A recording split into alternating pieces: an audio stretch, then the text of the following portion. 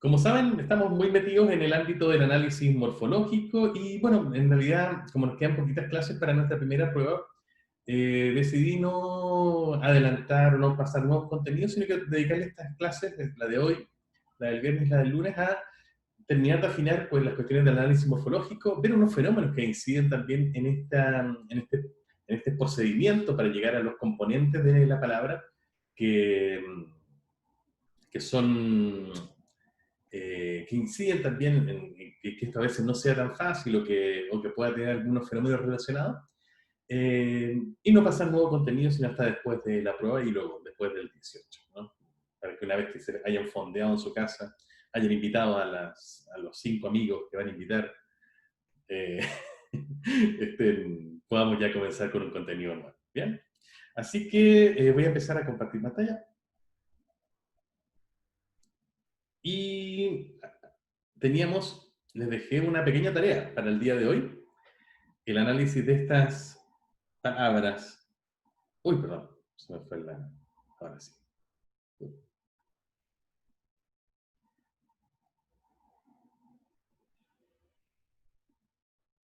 Ahí sí. De estas palabras, postpandemia, extramaritales, asintomáticos, corredor, enamorados.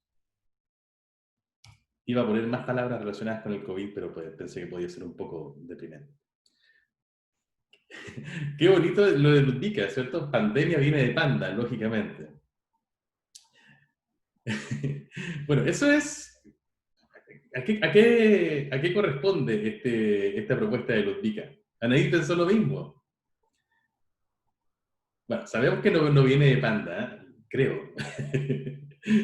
No, claramente no viene de panda, pero es bonito lo que pasa ahí. Es un caso parecido a lo que sucedió con Bikini. ¿Se acuerdan que lo revisamos el día anterior? Cuando una formación es opaca en su composición, eh, pero un hablante puede intuir que hay algo, pero aunque se engañe, ¿no? Como en la sección B de Bikini, que le suena como que puede tener el significado de dos, es posible que haga esta especie de hipótesis de cómo es la formación de la palabra. Y eso típicamente, cuando no corresponde realmente a la formación real, al origen real de la palabra, se suele llamar etimología popular, como Florencia bien nos indica en el chat.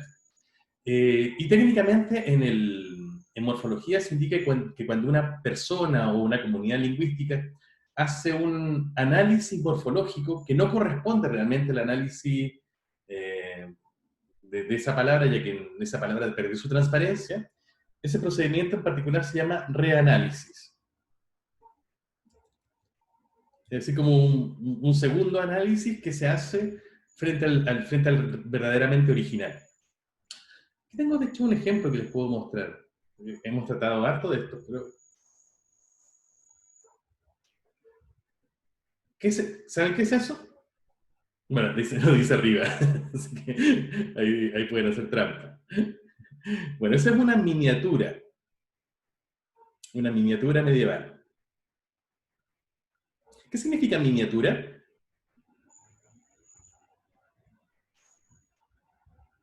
¿O qué se le viene a Es la mente? chica. ¿Cierto? Lo que dice Elena, ¿cierto? Cuando alguien escucha que algo es una miniatura medieval, piensa que es algo pequeño, chiquitito, ¿cierto? Probablemente ustedes se sorprenderían al saber que esta miniatura en particular, esta que está aquí en la foto, mide, creo que de alto 40 centímetros y de ancho cerca de 30. Que para un libro, ¿cierto? Para una imagen en un códice medieval, no es precisamente chico, ¿no? Bueno, eso sucede porque la palabra miniatura, a pesar de que actualmente signifique algo chico, de hecho así es como la usamos, originalmente, o en su etimología, no proviene no tiene la idea de chico. Originalmente, la miniatura es todo grabado, dibujo, imagen que se hacía en los manuscritos, sobre todo los manuscritos medievales, que estaba hecho con este tipo de material de color rojo. Y el proceso de dibujarlo con el color rojo se llamaba miniar, justamente por el nombre del material. Entonces, de hecho, aún hoy en día es posible encontrar especialmente entre las personas que se dedican a este tipo de trabajo artesanal, la idea de un manuscrito miniado, es decir, que tiene anotaciones de color rojo. Y la idea de miniatura entonces proviene de ahí. Lo que pasó es que claramente en miniatura tiene un segmento que uno puede, parece, identificar con el prefijo mini, ¿cierto? Que efectivamente significa pequeño y que usamos, no sé, mini falda, no sé, en cualquier cosa, ¿no? Mini market, eh, y que efectivamente significa pequeño, y proviene del griego. Pero en este caso es simplemente una coincidencia. Y pasaba además que era muy habitual que estos dibujos, como solían aparecer en las letras iniciales de los capítulos, efectivamente fueran más bien chiquititas. Y entonces se produjo una asociación de la idea de mini, de miniatura, con la idea del mini, de pequeño, a pesar de que originalmente eso no estaba ahí. Entonces, por estas circunstancias se produjo un reanálisis de la palabra miniatura, y incluso eso llegó a afectar su verdadero significado, lo que pasó a ser ahora, en el español habitual, algo pequeño. Anaís te dice que, que estás en miniatura. ¡Vivan los bajitos! Nosotros somos los mejor. Bueno, entonces el caso de pandemia y el caso de miniatura son casos de reanálisis, no de etimología popular. El de miniatura podríamos decir que es un caso de reanálisis o de etimología popular que tuvo mucho éxito y que incluso llegó a cambiar el significado. Eso. Bien, probemos con el análisis de post-pandemia. A ver, ¿qué morfemas encuentran aquí? ¿Quién me ayuda con este análisis? Profe, yo lo ayudo. Super Ludvika, ídola. Muy en serio, no hablando de pandas esta vez. Se lo prometo. Cuéntame, ¿qué morfemas encontraste? Ya, en post pandemia primero está post, lo Bien. dividí en post, ¿Qué tipo de que morfema? vendría sin un afijo. Un afijo, ¿cierto? ¿Y qué tipo de afijo dentro de los afijos? Con respecto a su posición. Ay, perdón. Espera un poquito. La espero. Vendría siendo un prefijo, perdón. Es un prefijo. Y si es un prefijo, entonces lo señalamos poniéndole justo después ese guión, ¿no? Que es el lugar donde se uniría a la raíz. Perfecto. Entonces es Correcto. un prefijo. Y dentro de los afijos también habíamos indicado que existen dos tipos de afijación, ¿no? La flexiva y la derivativa. Lo estuvimos tratando en la clase pasada. ¿Qué tipo de prefijo es este? ¿Un flexivo o un derivativo? Un derivativo. Un derivativo. Perfecto. ¿Cierto? Ya que perfectamente la palabra pandemia puede existir sin la idea del post. Significa algo distinto, por Correcto. supuesto. Y ahí también está la otra clave de que se trata de un derivativo, ¿no? Porque la pandemia y la post-pandemia se refieren a realidades distintas. De hecho, Sí, estamos y para actualmente en la verificar, pandemia y queremos llegar a la post-pandemia. Así de distinto es. Perfecto. Entonces, un prefijo derivativo.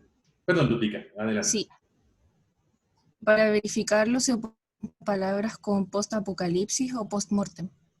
Perfecto, claro. Entonces tenemos post-apocalipsis. Post-apocalipsis, ahí sí. Sí, post-apocalipsis. Post-mortem, qué buena. Súper bien. Y en las dos se aprecia, ¿cierto? Que está también el segmento post. ¿Y aporta lo mismo en las tres palabras? ¿El mismo significado que nos decía Lúdica? Según yo, sí. ¿Y cuál es ese significado que tú ves que aporta en las tres palabras? Que vendría significando como después de. Perfecto. Después de la raíz, ¿no? De lo indicado en la raíz. El post-apocalipsis es lo que viene después del apocalipsis, ¿cierto? Las típicas películas de zombies. Post-mortem, lo que pasa en un cuerpo, por ejemplo, después de la muerte. Y el post-pandemia, lo que viene después de la pandemia. ¿Cierto? Constanza nos aporta post-modernidad también, lo que vino después de la filosofía y el arte moderno, ¿cierto? En la post-modernidad. Postdata es interesante, ¿eh? Es un caso, mira, déjame dejarlo apartado, porque vamos a volver a él enseguida. Pero hasta el momento, ya, súper bien, Ludwika. Entonces, post, prefijo derivativo que tiene el significado de después de. Súper bien. ¿Qué más encontraste, Ludwika? La Voy a anotar, perdón, lo que pan. puso también ahí, póstumo, que está interesante también. Perdón, perdón, De Ludwika. pandemia tomé pan. Pan, ¿ya? ¿Qué significaría pan? Significa todo. Significa todo. ¿Y dónde lo encuentras? Palabras como pan sexual o pan americano. Pansexual, que son obviamente dos marraquetas cuando se aman mucho, ¿cierto? Bueno, puede ser una marraqueta y Yuyuy, no hay problema.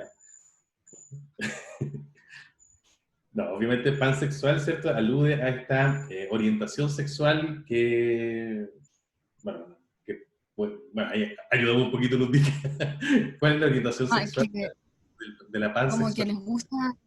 les gusta a todos como por igual, por así decirlo. Perfecto. No tiene una atracción específica por un cierto sexo o género, ¿cierto? Exacto, Sino en general. Ya. eso Y mismo. además en Panamericano. Sí, es Panamericano. como todos los de América. ¿Cierto? Como los Juegos Panamericanos, ¿cierto? En que participan todos los países americanos. Perfecto. Ya, entonces tú detectas también pan con el significado de todo. ¿Y en pandemia? ¿Qué aportaría pan? Porque es claro en pan sexual y pan americano, eso lo vimos. Pero en pandemia, Es que ¿qué eso, aportaría pan? ¿Y es que eso cómo es lo lo ves? que me genera duda, eso es lo que me genera duda porque no sé muy bien si es la raíz o no, porque demia también podría ser como la raíz. Es que Ya, tendríamos que perfecto. analizar de Partamos con memoria. esta hipótesis. Lúdica, disculpa. Partamos con esta hipótesis. Tratemos de ver la hipótesis de dividir pandemia en pan y demia y vemos a dónde nos conduce eso. Y luego, si no nos va bien, manejamos la otra hipótesis. ¿Bien? Ya, Entonces, lo correcto. de post yo creo que era bastante claro, ¿no? Era muy evidente que Ujú. el prefijo post era súper identificable en su expresión y súper identificable en su contenido. Y nos deja además con un segmento, con el resto, digamos, que es pandemia, que también es muy identificable en su expresión y contenido. Así que no hay ningún problema en separar post y pandemia. Ahí está súper claro. Lo que viene más dudoso es la parte de si podemos dividir pandemia entre pan y demia, ¿no? Vamos a hacer eso. En principio tratemos de hacerlo. Y tú Ya. identificaste pan, que aportaría la idea de todo, en pansexual y panamericano, que es bastante claro, pero en pandemia es un poco más raro, ¿no? No es tan claro ver qué es lo que aporta, o si aporta la idea de todo, parece que sí, ¿no? Pero como que nos deja un resto medio raro. Bueno, veamos con eso. Si pan es todo, ese sería su significado y sería un prefijo entonces.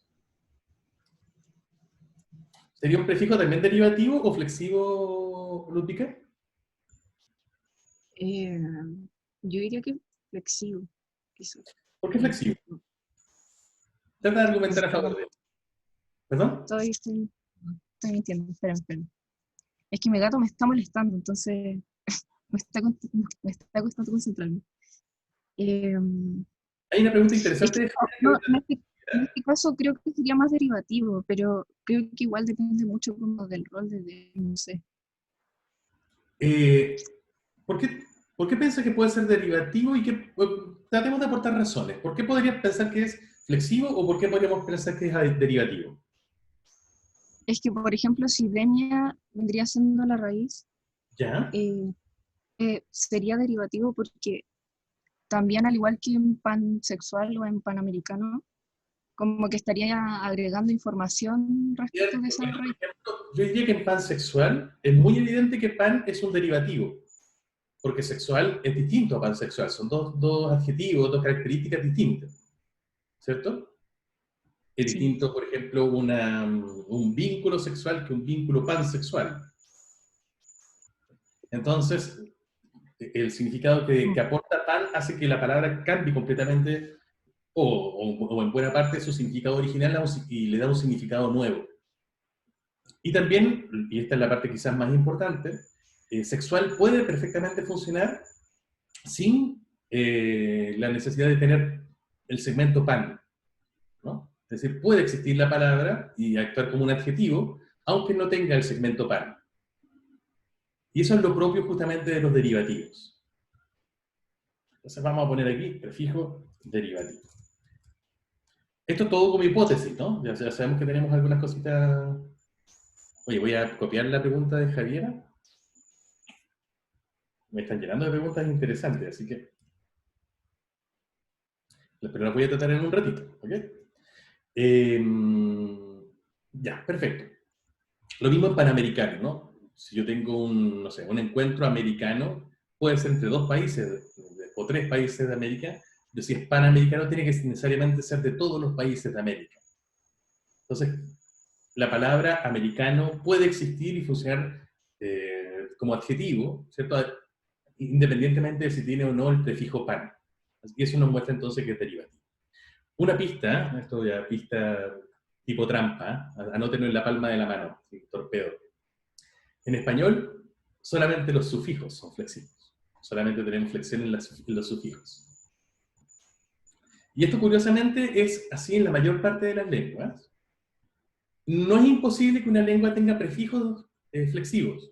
De hecho, la lengua inventada, ¿no?, con la que trabajamos al principio de esta unidad, tenía prefijos de, por ejemplo, de género, de número, ¿cierto? Lo que en español se transmite por sufijación.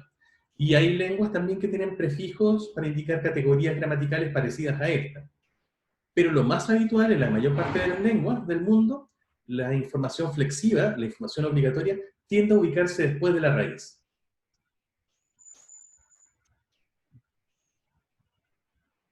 Eso. Bien. ¿Bien, Lúdica? Sí, ¿Estás ahí? ¿No te dormiste? Ya, súper. no estoy acá.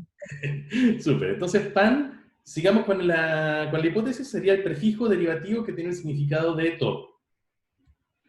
Y eso nos deja un resto, que sería demia, ¿no?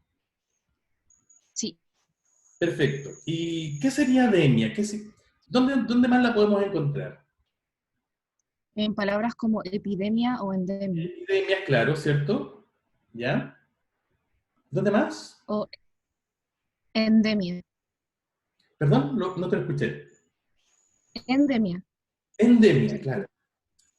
Epidemia, endemia, que están todas relacionadas con la idea de plagas, ¿no? Pestes, virus, todo esto a lo que estamos tan habituados, ¿no?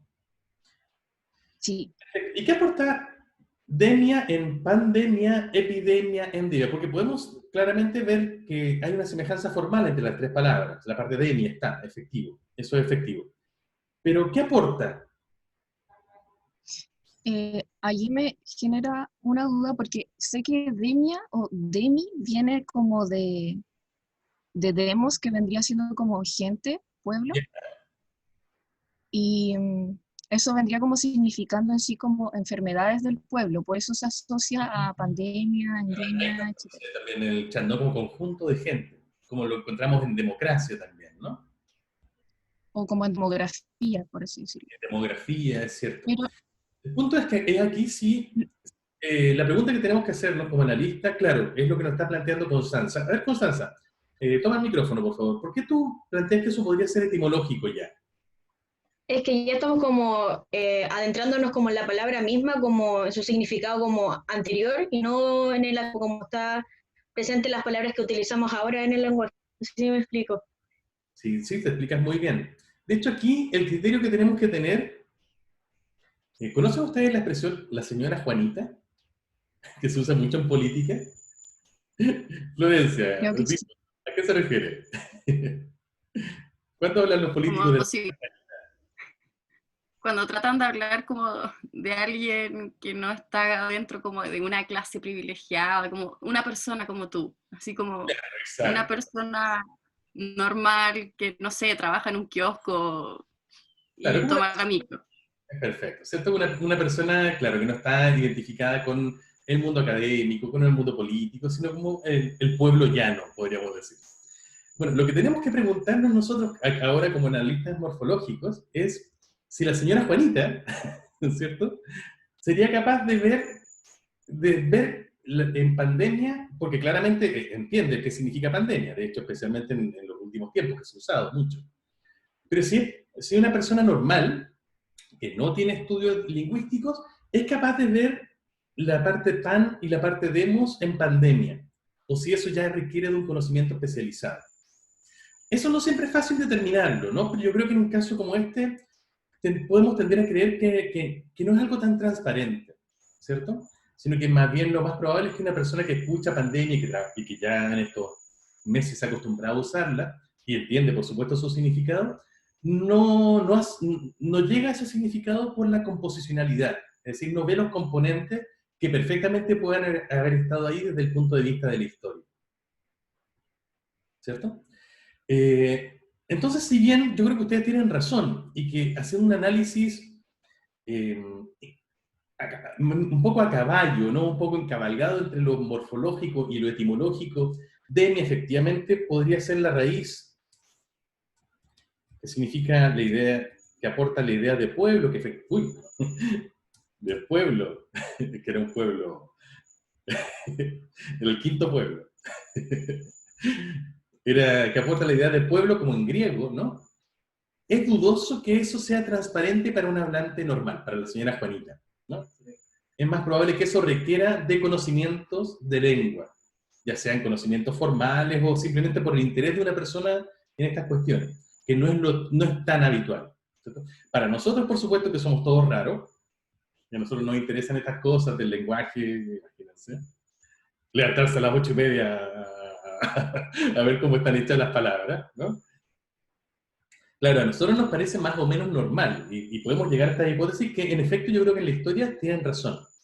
Pero es muy probable que esta transparencia a la que algunos de nosotros llegamos por interés no sea lo que realmente una persona ve cuando escucha la palabra o la ve escrita, sino que asocia inmediatamente el significado pandemia a un significado estable, sin hacer el análisis composicional. No ve los componentes. ¿Eh? Entonces, si bien yo estaría de acuerdo con esta división, y Ludwika nos da unos argumentos muy sólidos, creo que correspondería, como dice Constanza, más bien un análisis etimológico que morfológico propiamente tal. Y en ese caso, Ludwika, ¿cómo quedaría? Oh, perdón, y Antonia antes levantó la mano. Sí, es que quería preguntar si, por ejemplo, uno puede llegar al análisis morfológico no como por un significado componencial, sino, por ejemplo, si yo comparo las palabras como pandemia, epidemia y endemia, todas me derivan a un significado de enfermedad. Entonces yo podría decir que demia para mí es una enfermedad, entonces pandemia es una enfermedad que abarca a muchos, epidemia una enfermedad que abarca solo un grupo de países. ¿Puede ser eso o no? Interesante lo que dices, porque en efecto lo más probable es que sea una persona que no tiene conocimientos de lenguas clásicas, ¿no? Trata de hacer esto. De hecho, lo más normal es que nos demos la idea de pueblo, porque de hecho es raro si lo pensamos, ¿no? Porque pandemia entonces significaría todo el pueblo. No tiene nada que ver con la enfermedad. Es súper bueno tu apunte, Antonio. Entonces, por ejemplo, alguien podría decir, bueno, para las próximas elecciones queremos una pandemia. En el plebiscito queremos una pandemia, ¿no? que en este sentido etimológico significaría queremos que participe todo el pueblo. Pero en realidad lo que entendería la gente, si yo digo eso, ¿no? Nadie me cite después de esta grabación, sería yo creo que esté todo el mundo enfermo y que nos hagan plebiscito, ¿no? Es súper bueno lo que apunta Antonia entonces, porque nos muestra que incluso si uno puede si uno propone este análisis, que como veíamos recién, la propuesta de Ludwika tenía sentido, la verdad es que no nos lleva al significado que tiene hoy en día la palabra pandemia. De hecho, sería mucho más lógico que el sentido de demos en ese caso fuera algo así como enfermedad, cuando realmente puede ser que históricamente no lo sea. De hecho, me hiciste dudar si esta demia es en realidad el demos de democracia, realmente significa pueblo. No lo sé. Profe, creo que es que estuve investigando, debo confesarlo, y demia como que se relaciona a enfermedades del pueblo en sí. Claro. Creo que como con... Claro, en sí no es la raíz griega de enfermedad, sino que más bien es la de pueblo, ¿no? Ah, no, No, pero digo nomás. Mm. Eso. Me Bueno, muestra pero que- esto nos muestra con mucha más claridad, ¿cierto? Lo que nos dice Antonia. Esto es opaco, entonces aquí tenemos un argumento más fuerte todavía para decir que este análisis, si bien puede ser válido desde el punto de vista etimológico, no lo es desde el punto de vista morfológico. Una persona no llega al significado de pandemia dividiendo la palabra en pan y demos, ¿no? A pesar de que históricamente pueda ser válido, actualmente no lo es. Las personas no lo usan. Entonces, tendríamos solamente pandemia, Ludwika, ¿cierto? ¿Qué sería entonces? Allí sería la raíz, ¿o no? La raíz. Pandemia. La raíz. Y que evidentemente significa así, algo así como enfermedad generalizada, ¿no? O extendida en la población. Profe, entonces en epidemia y endemia también vendría siendo como una raíz por sí sola. Yo también lo creo. Es más o menos Ah, ya. evidente, ¿cierto? Cuando uno hace la comparación de que esas tres palabras tienen algo en común y que es muy probable que tengan una historia común. Pero lo importante para la morfología es que no es fácil hacer, y por supuesto es más difícil aún para un hablante común, un hablante que no está todo el día pensando en la lengua como nosotros, asignarle un significado a epi y otro a demia, o peor aún, a en y demia. De hecho, yo que me interesan mucho estas cosas, no soy capaz de hacerlo. ¿Bien? Entonces sería una amalgama, ¿no? Ah, qué interesante lo que pregunta Constanza y Ludwika también. Si sería una amalgama. No, este no sería un caso de amalgama. Recordemos ¿O que en no? la amalgama lo que tenemos es un significante que expresa más de un significado, pero la clave está en que esos significados típicamente son significados que, en otras palabras de su misma clase, son distinguibles. Por eso decíamos, por ejemplo, en el caso del verbo ser, o en el caso del verbo, o en el caso de, por ejemplo, en que se amalgama un género con una raíz, o un género con un afijo, perdón, un sufijo, es porque en otras palabras que pertenecen a la misma categoría, esos significados están ahí típicamente de manera obligatoria y además distinguible. En casos como soy, por ejemplo, que era el ejemplo típico que damos, sabemos que eso transmite, aparte de la idea de ser, la idea de yo y de presente. Y eso está ahí a pesar de que no podamos analizarlo. Algo distinto es que tengamos un significado que es más o menos complejo. De hecho, eso pasa con la mayor parte de las palabras. Enseguida te doy creo que Antonio estaba levantando la mano, así que enseguida te doy la palabra. Supongan ustedes que tenemos la palabra gato, que evidentemente tendría la raíz gat, ¿no? Que está en gata, gatuno, gatear, etc. Bueno, gat, uno podría indicar que es evidentemente la raíz y que significa algo así como animal, felino, doméstico, que maulla, es peludo, ¿cierto? Y podríamos seguir dando características, ¿no? Pero eso no significa que la raíz gat sea una amalgama, a pesar de que evidentemente transmite todos estos significados. Para que ocurra el fenómeno morfológico de la amalgama, estos significados que hay acá tienen que poder ser distinguibles y, en otras palabras relacionadas, ser expresados en morfemas diferenciados. De hecho, la amalgama tiende a ser más bien una excepción. La regla es que, por ejemplo, si yo tengo gata o gato, tenga gata, ¿cierto? Y la S, la A y la S, y ahí está indicando el género, y aquí está indicando el número. Entonces, el género y el número, que es algo obligatorio en los sustantivos, típicamente se expresa en morfemas diferenciados. Pero puede ser, como hemos visto en otros casos que veíamos en la clase anterior, que no haya un morfema específico para indicar el género, pero nosotros sabemos que la palabra igualmente expresa el género. Ese es un caso en que indicamos que hay una amalgama, porque hay un significado que obligatoriamente esa palabra está transmitiendo, que otras palabras de esa misma clase, de esa misma categoría, como otros sustantivos, por ejemplo, tienden a expresar en un morfema diferenciado, pero en este en particular no se puede hacer un análisis, dividir entre dos, y por lo tanto postulamos que se expresa junto con otro, por ejemplo, junto con la raíz.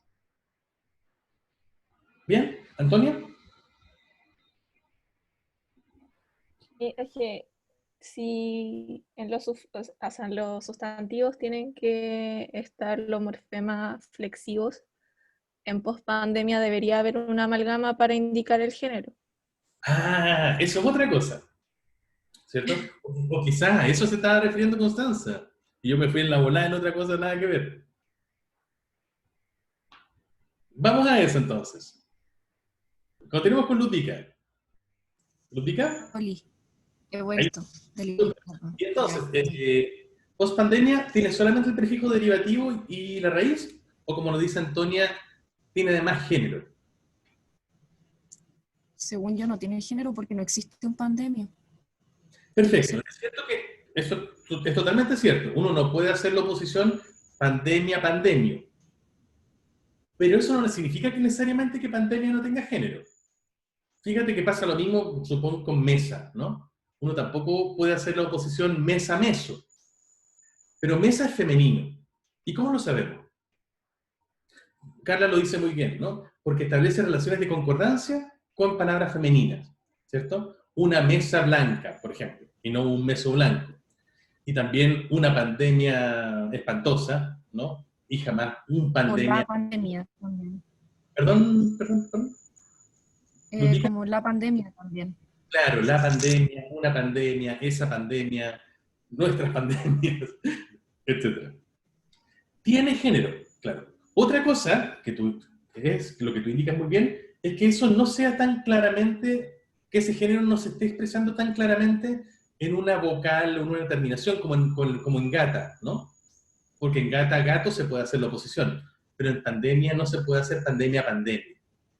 Entonces, aquí entonces podemos plantear lo que nos decía Antonia, y es que pandemia, aparte de expresar la raíz, expresa también el significado morfológico del género femenino.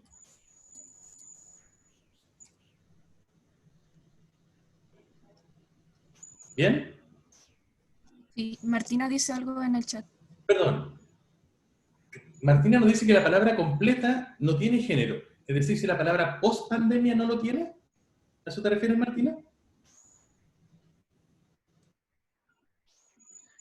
Yo diría que sí, ¿no? Porque post-pandemia, si la ubicamos en una oración, en una cláusula, también genera concordancias femeninas, si no entiendo mal, ¿no? Se dice, por ejemplo, cuando lleguemos a la post-pandemia, y no diría un hablante cuando lleguemos a el post-pandemia, ¿no? O la post-pandemia será maravillosa, y no la post-pandemia será maravilloso, ¿cierto? Entonces, sí creo que tiene género también. Y de hecho, podemos hipotetizar que en este caso pandemia, que es la raíz, tiene amalgamado la raíz el género y no el prefijo, por ejemplo, como veíamos en otros casos, porque pandemia, independientemente del prefijo que yo le ponga, mantiene la idea del género femenino, ¿no? La pospandemia, la prepandemia, la antiprepandemia, ¿no? Entonces, va manteniendo el género femenino independientemente de si tiene un prefijo distinto, y por lo tanto parece ser que la pandemia misma es la que trae el amalgamado del género femenino. Martina dice no se habla. Súper. Entonces, ya, tendríamos post, que es un prefijo derivativo, pandemia, que es la raíz, y que además amalgama la información del género femenino. ¿Algo más, Ludvika? Sí, que es singular de pandemias. Perfecto, es singular ya que lo podemos oponer a pandemias, ¿cierto? Y en este caso, ¿cómo se señalaría eso? Con el morfema C. Con el morfema cero, súper. Y en este caso, es distinto al género femenino, que lo postulábamos como amalgamado con la raíz, ya que aquí sí se puede hacer una oposición de pandemia o pospandemia a pospandemias o pandemias, ¿no? Es decir, aquí la ausencia de la S, la ausencia de ese sonido final, es lo que nos está dando la pista de que se trata de que se aporta la información singular. Y esto igualmente se ve como un sufijo que nos aporta la idea de número singular. Y ahí tendríamos el análisis. ¡Súper! Profe, para justificar el tema de que tiene amalgamado el género femenino, ¿se tendría que contraponer con, por ejemplo, epidemia o endemia? ¿Por qué lo dice? Ludwika? No lo veo bien, no lo veo con claridad. Es que, por ejemplo, uno podría decir lo mismo que dije antes, así como pandemia no se puede contraponer a pandemia. Y me hace recordar el ejemplo de sala o de salón. Entonces, Sí, como quizás para justificarlo un poco, uno podría poner ejemplos de palabras que tengan la misma raíz, como epidemia o recuerda que la endemia. raíz es pandemia, no demia. Entonces no nos va a servir epidemia o endemia. Ah, ya, ya, ok. Pero Perdón, no sí dije nada, me muteo. post-pandemia, o perdón, nos serviría pre-pandemia y otras en las que la raíz se mantenga como pandemia. ¿Y no se podría generar como relaciones de concordancia para demostrar femenino? Sí, claro, es el Eso, a eso iba. principal. El argumento principal es, Gracias, Florencia. claro, es las relaciones de concordancia. Y eso nos dice justamente que la palabra es femenina. Pero a lo que estaba apuntando Ludwika es saber si es la raíz la que aporta donde está amalgamado el género, o podría ser, por ejemplo, el prefijo. De hecho, alguien podría No, hipotetizar, no, iba a ¿no? lo de Florencia. Iba a lo de Florencia. Es que no sabía cómo justificar eso en una prueba, por ejemplo, que si nos ponen Ahí pandemia y no sabemos justificarlo, ¿qué ponemos? ahí el principal argumento es el que da Florencia.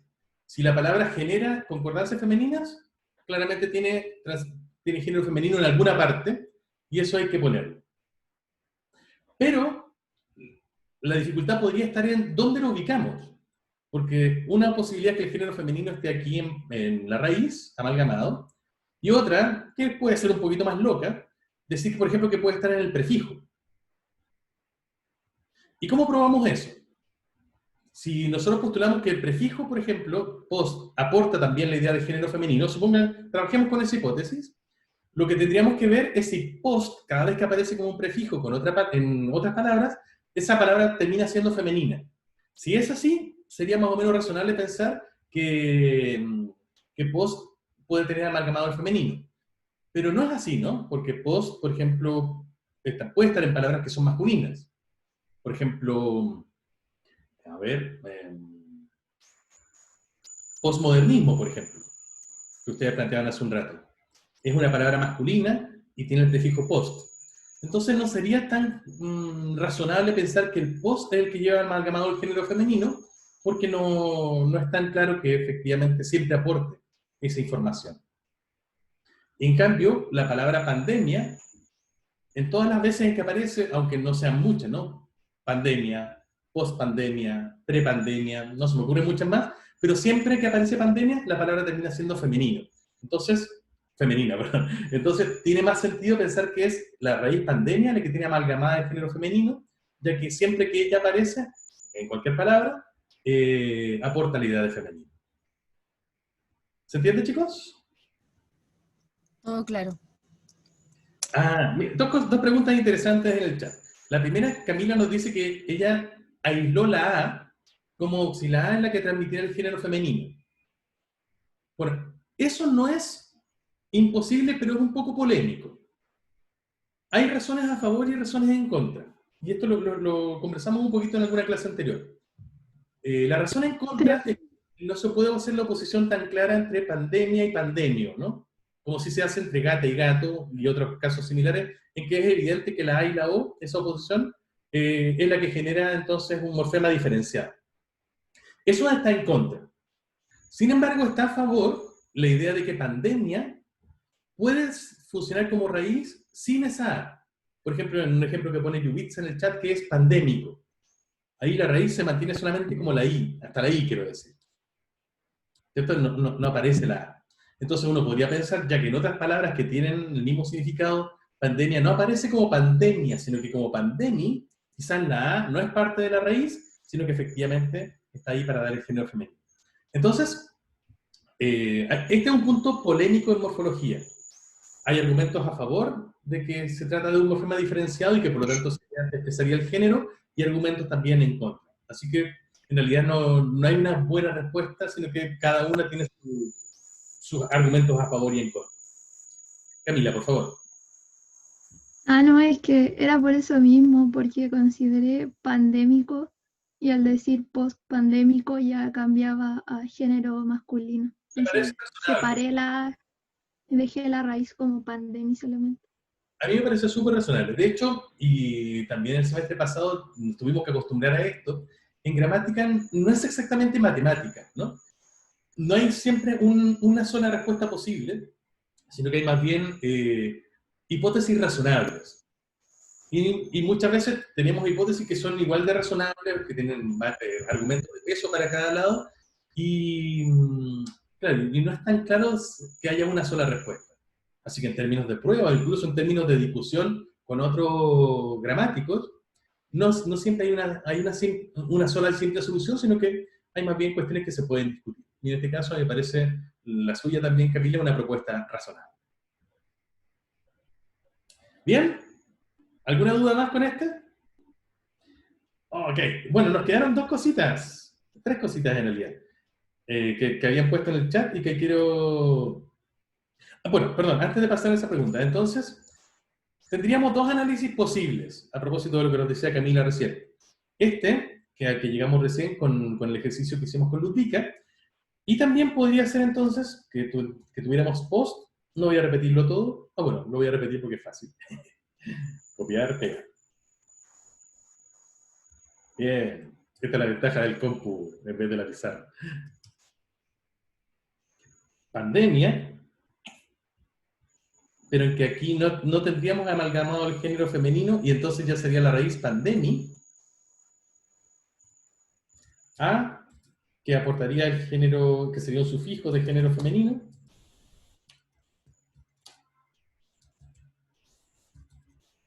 y que sí se mantiene constante, el sufijo 0 para indicar el número singular. Las dos tienen, evidentemente, la diferencia de si consideramos que el género está amalgamado o no, y eso tiene cada una de esas posiciones tiene un argumento, cada una de esas posiciones, perdón, tiene un argumento a favor y un argumento en contra. El argumento a favor de presentarlo como amalgamado es que la oposición de A o no es una oposición clara, como si la hay en gata gato.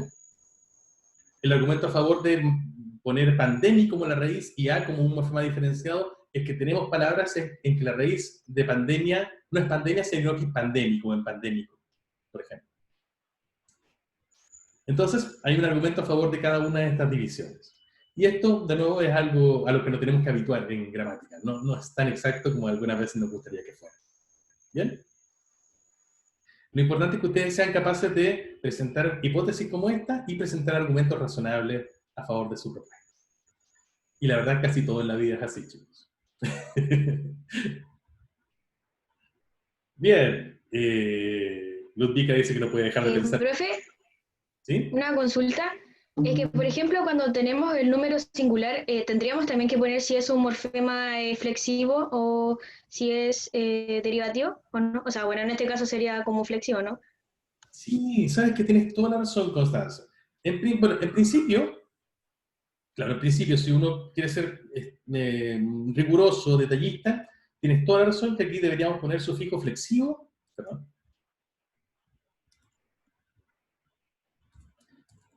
de género femenino, sufijo flexivo de número singular.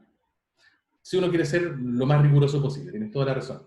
Sin embargo, dado que informaciones como el número singular, el género femenino, el tiempo presente, etc., son siempre informaciones flexivas, también uno podría pensar que, bueno, basta con poner que pertenece a estas categorías y eso ya indica también la idea de que es flexible. Así que tienes toda la razón, en estricto rigor eso sería lo correcto, y también acá, por supuesto. Pero uno típicamente tiende a pasarlo un poquito por alto, ya que esas categorías son siempre flexibles.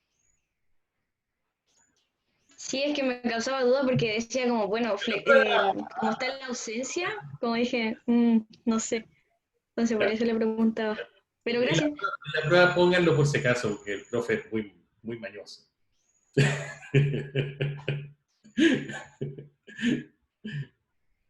Ok. Los casos de postdata y póstumo, que algunos de ustedes, creo que Felipe y Sebastián habían puesto en el chat, cuando estábamos tratando de ver si post, ¿cierto?, era un prefijo. Sí, efectivamente vamos a tener un día intenso ahí. Bueno, estos son ejemplos interesantes también porque recuerden que los chicos nos dieron estos ejemplos cuando estábamos tratando de identificar el prefijo post, ¿cierto? Y es verdad que en postdata y en póstumo parece ser que evidentemente encontramos la parte del significante que es post, y también las dos nos dan la idea de algo de después, ¿no? Una postdata es algo que típicamente cuando la gente escribía cartas, ¿no?, se ponía al final, incluso una vez que uno ya se había despedido. Y póstumo significa algo que ocurre luego de que una persona muere, ¿no? Un homenaje póstumo es un homenaje que se hace después de que una persona muere. Entonces también está la idea de después. El problema de aquí es que si, claro, el que en póstumo, por ejemplo, es muy problemática. Porque si uno, como ustedes están diciendo en el chat muy bien, si uno identifica post en póstumo, nos dejaría eso la raíz humo, que yo no sabría qué atribuir, ¿no? Como dice muy bien Constanza, está es muy raro cómo separarlo. Si uno hace un gran esfuerzo, podría quizás relacionarlo con la palabra posthumar, por ejemplo, que si no entiendo mal es como, por ejemplo, desenterrar un cadáver. ¿Cierto? Pero claramente no es transparente, ¿no? Entonces, si bien un hablante, especialmente un hablante interesado en lengua, es capaz de ver la idea de post relacionado con después en póstumo, la verdad es que esto está, de nuevo, demasiado opaco para ser parte de la morfología. En el mejor de los casos, tendría que ser un estudio etimológico el que lo determina. Algo parecido pasa con data, ¿no? Quizás es un poquito más transparente, pero igualmente al segmentar postdata en post y data, nos dejaría la posible raíz data, que si bien podemos identificar en otras palabras del español, no sé si es tan clara que aporta el mismo significado que aporta cuando ponemos este último apunte en una carta, ¿no?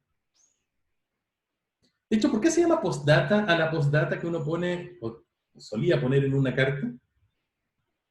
¿Saben por qué?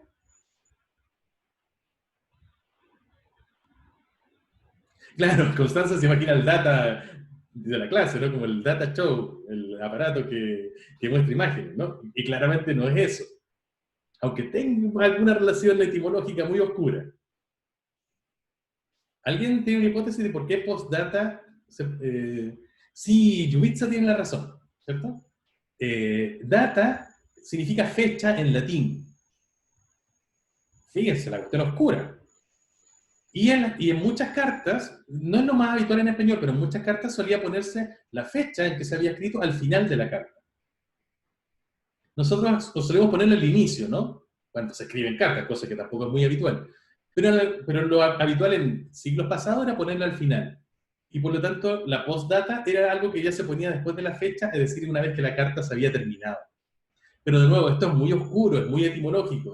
Cuando alguien te lo dice es como, ¡ah! ¡Qué interesante! ¿Cierto? Y ese ¡ah! Es lo que nos muestra que no es transparente. Porque lo transparente nunca nos da la idea de ¡ah! Porque es algo que ya sabemos, es algo que podemos ver. Así que sí, yo tampoco dividiría postdata en post y data, aunque claramente hay algo ahí, ¿no? Pero ese algo es más bien histórico, etimológico.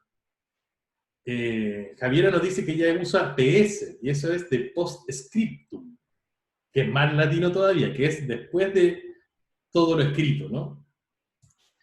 Posterior también nos indicaba alguien por ahí, Antonia nos decía que en posterior también uno podía ver, ¿cierto? La idea de post, de después, es muy claro ahí, pero también si uno trata de analizarlo, también nos dejaría una raíz que es erior, que está rara, ¿no?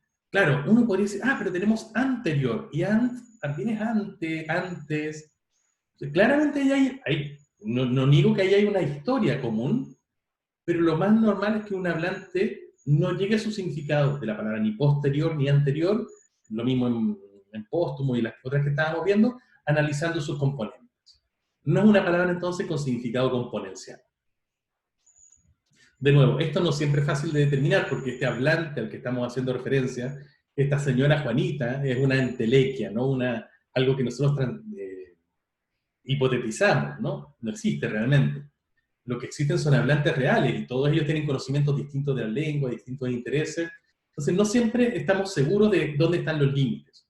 Entonces, tenemos que proponer hipótesis razonables y discutirlas, ¿no? Para eso estamos. Bien. Y lo último, porque ya se me está acabando la clase con un ejemplo. ¡Ay, qué terrible soy!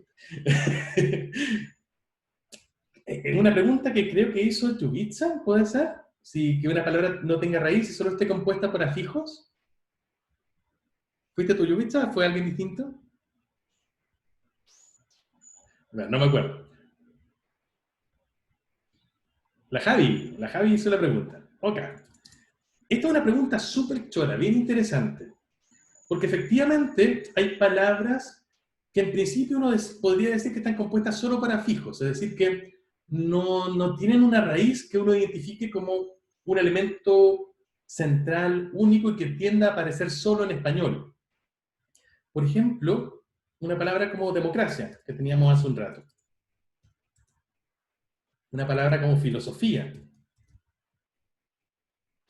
¿Cierto? Democracia nosotros sabemos por historia, ¿no? Que está compuesta por la parte demos, pueblo, cracia, gobierno, filosofía, filos, amor, sofía, sabiduría, ¿no? Lo típico, ¿no? Pero la verdad es que ninguno de esos segmentos corresponde realmente a una raíz del español. Ni demos ni cracia funcionan con el significado de pueblo por sí solo, demos, o cracia en el significado de gobierno por sí solo.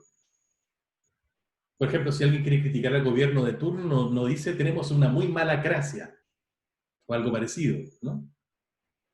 O jamás diría tampoco, el demos unido jamás será vencido, ¿no? En vez del pueblo unido, ¿no?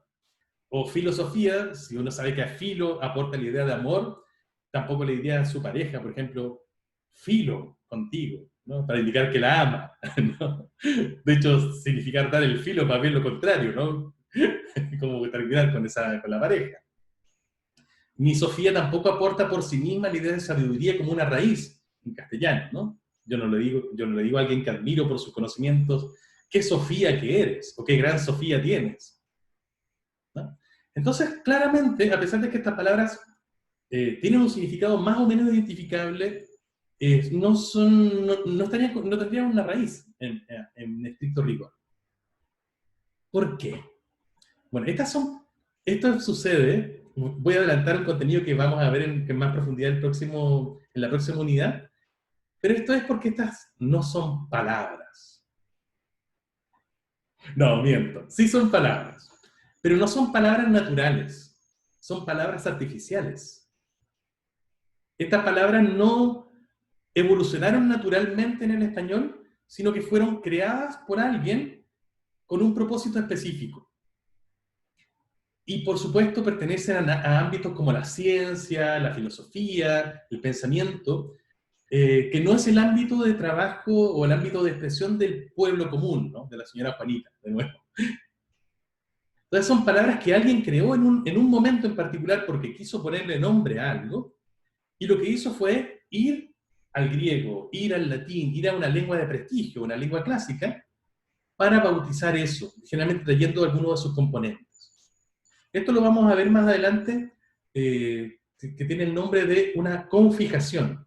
De hecho, se dice que estos componentes que hay acá, demo y cracia, son afijos, pero no prefijos y sufijos, sino que se les llama confijos, porque funcionan de manera unitaria, digamos, como uno con el otro. Pero eso, entonces, existen palabras que no tengan exactamente hablando raíces, sino que son más bien composiciones de afijos, pero no son palabras naturales, no son palabras, digamos, que hayan sido nacidas y criadas en el español, sino que más bien son palabras creadas artificialmente por alguien en un momento con un propósito específico, lo que no es muy natural en las lenguas. Pero vamos a hablar más de eso en la siguiente unidad. Súper, chicos, ya son las 9:40, así que Salvo que haya otra pregunta por ahí. Ah, sí, me voy a unir al WhatsApp. Yubitsa nos dice que casi nos hace dudar de la realidad. Esa es mi misión en la vida. Señores, que tengan un excelente resto de semana. Nos vemos este viernes. Un abrazo enorme. ¡Viva la gramática!